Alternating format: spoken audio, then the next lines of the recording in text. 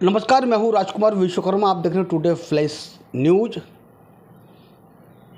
आज हम आ पहुंचे हैं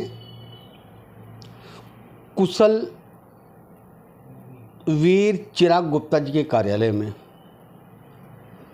हमेशा बार बार हमने देखा है कि जब भी चुनाव आता है तब उत्तर भारतीय सम्मेलन उत्तर भारतीयों को अपने पक्ष में लेने के लिए तमाम ऐसे कार्यक्रम आयोजित सभी राजनीतिक पार्टियां करती हैं।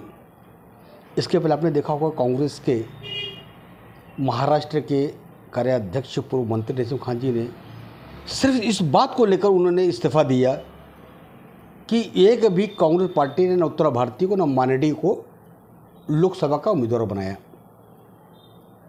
वही दूसरे बीजेपी की तरफ से भी ये आरोप लगे हैं कि भारतीय जनता पार्टी के लोगों ने एक भी किसी उत्तर भारतीय को मुंबई की 6 लोकसभा सीटों में एक भी टिकट नहीं दिया, जिसका परिणाम जो राजनीति के जो जानकार हैं वो बार बार यही कहते हैं कहीं ना कहीं उत्तर भारतीय वोट 2014 के बाद अगर फिसला है तो 2024 में भारतीय जनता पार्टी से नाराज होकर ऐसे लोगों का कहना है।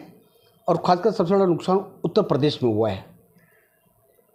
इस सारे विषय को लेकर जो उत्तर भारतीयों के मन में जो इस तरह की जो विचारधारा पनप रही है, क्योंकि आज विधान परिषद चुनाव हो रहा है और ठीक 2-2.5 महीने के बाद विधानसभा के चुनाव महाराष्ट्र के अलावा 3 और राज्यों में होने हैं। ऐसे मेरे साथ जो बैठे हुए हैं कुशल वीर चिराग गुप्ता, जो हमेशा भारतीय जनता पार्टी के हमेशा एक बड़े से बड़े प्रोग्राम में अपनी उपस्थिति दर्ज करवाते हैं। इस सारे विषय पर हम चर्चा करने के लिए इनके कार्यालय में हैं। कुशल वीर जी, आपका बहुत स्वागत है। जी, आपका बहुत बहुत धन्यवाद राजकुमार जी कि आपने आज मुझे इस लायक समझा कि मैं आपको इंटरव्यू दे सकूं और हम लोग एक टेबल टॉक कर सकें।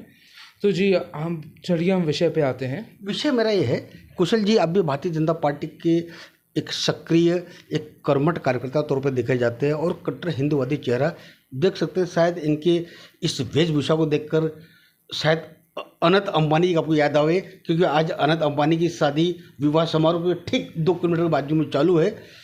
ठीक ऐसे उद्योगपति घराने इनका भी ताल्लुकात है। कुशल वीर जी बताइए, सब कुशल है? जी जी, बिल्कुल सब कुशल है। आपकी कृपा है, भगवान का आशीर्वाद है। और जो कार्य करता है और हम जो कार्य करते हैं, देखिए ये सब तो पॉलिटिक्स और ये सब तो ठीक है।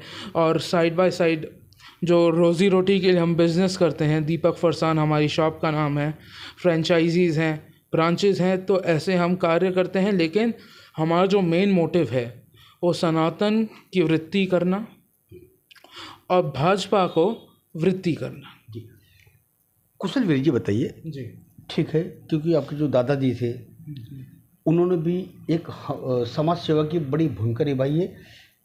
दीपक फरसान, शायद आप जानते होंगे कि कुर्ला स्टेशन की पिछले कई सालों से एक मशहूर एक दुकान रही है। उनके दादाजी का नाम शायद मैं भूलना, क्या नाम है आपके दादाजी का? सुंदरलाल गुप्ता जी। एक बड़े बड़े उन्होंने समाज सेवा क्षेत्र में अपने उन्होंने हिस्सा लिया है, लोगों की मदद की है। एक कट्टर उत्तर भारतीय नेता के तौर पर वो जाने जाते हैं। उनके बेटे चिराग गुप्ता जी, इनके सुपुत्र, ये तीसरी पीढ़ी है। चिराग जी, उत्तर भारत, आप भी राजनीतिक क्षेत्र में हैं, पार्टी से जुड़े हैं, भले आपके पास कोई पद नहीं, लेकिन जी, क्या लगता है कि लोकसभा में उत्तर भारतीयों को एक भी टिकट नहीं दिया गया? जी विधान परिषद का आज मतदान चालू है, थोड़ी देर में रिजल्ट आ जाएगा। जी जी 2.5 महीने के आसपास ही जो है कि महाराष्ट्र के 288 विधानसभाओं के अंदर महाराष्ट्र के चुनाव होने हैं। क्या लगता है इस बार भी उत्तर भारत का प्रतिनिधित्व आप लोगों को लगता है कि मिलना चाहिए, नहीं मिलना चाहिए?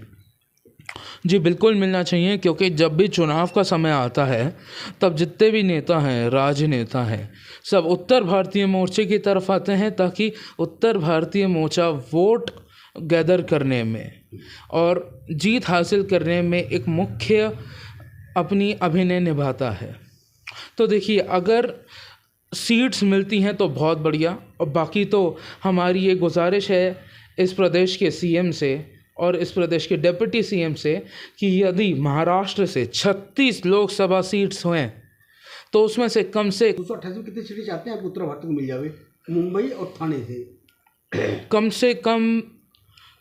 से कम 20 सीट्स मिलनी चाहिए ताकि एक प्रॉपर घेराबंधन रहे और हम उत्तर भारतीय मोर्चा का प्रॉपर विकास होता रहे। और उसी के साथ साथ क्योंकि हम बड़े लंबे वक्त से, ये कोई आज की बात नहीं है, उत्तर भारतीय मोर्चा बहुत लंबे वक्त से भाजपा की, भारतीय जनता पार्टी के लिए बहुत लंबे समय से कार्य करते आ रही है। तो यदि सीट्स नहीं मिलती हैं तो ये चीज़ें काफ़ी बुरा प्रभाव डाल सकती हैं जो कार्यकर्ता हैं और जो कि डाल भी रही है और ऐसा आगे होना नहीं चाहिए, वरना भाई भाई से लड़ पड़ेगा। बहुत अच्छी बात युवा नेता चिराग गुप्ता ने बताई है कि इस बार मुंबई और महाराष्ट्र को मिला के 20 सीटों पर भारतीय जनता पार्टी के महाराष्ट्र के प्रदेश अध्यक्ष देवेंद्र जी, डिप्टी चीफ मिनिस्टर मुंबई के आशीष शेलार जी, इनको एक सोचना है, निर्णय करना पड़ेगा। अब ये देखना है, इसके बावजूद भी हम मुंबई में भारतीय जनता पार्टी के जो ऐसे लोग हैं जो उत्तर भारतीय समाज का प्रतिनिधित्व तो करते, लेकिन भारतीय जनता पार्टी का झंडा और बैनर लेकर आंदोलन करते नजर आ रहे हैं, उनसे भी हम चर्चा करने की पूरी कोशिश करेंगे। हमेशा हमारी खबर को देखने के लिए टुडे फ्लैश न्यूज़ को लाइक और सब्सक्राइब जरूर करें। आज और अभी के लिए बस इतना ही। मैं राजकुमार, टुडे फ्लैश न्यूज़।